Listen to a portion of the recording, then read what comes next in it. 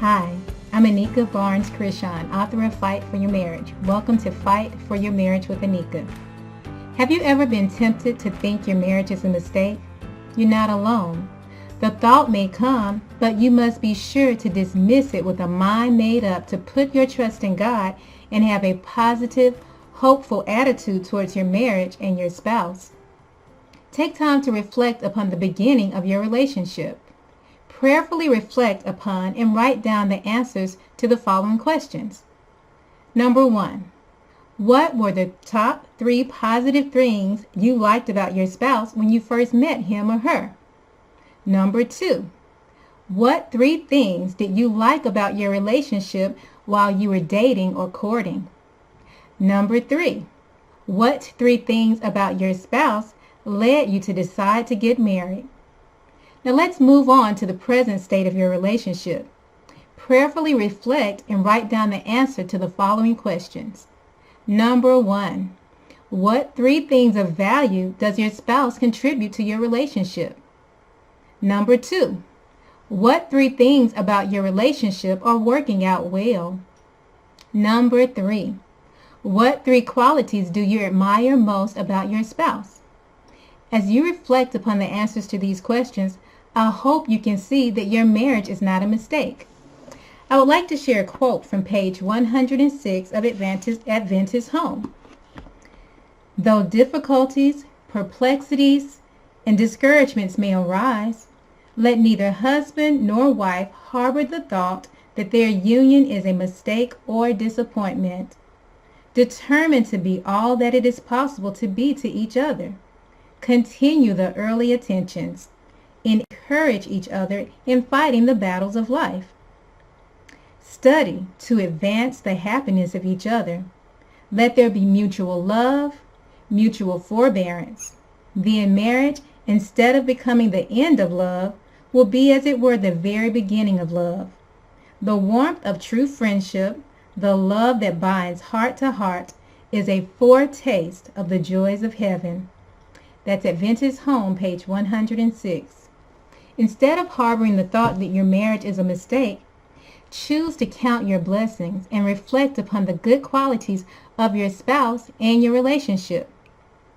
Remember the love that brought you together in the beginning, and may that same love carry you for now in the present and carry you forward to the future.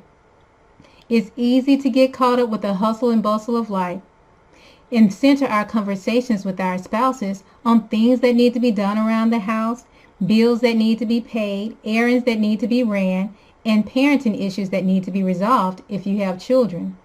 Yes, these things need our attention, but it's important for married couples to set aside time to focus on each other, not problems, bills, or other family members. Last week, my husband Brent and I did just that. We set aside a 24-hour period of time to enjoy each other and discuss the state of our union. We shared our answers from the previously mentioned reflection questions and other questions that I received during a 6-week marriage retreat, or marriage workshop rather. You're probably watching this video because you want your marriage to be better.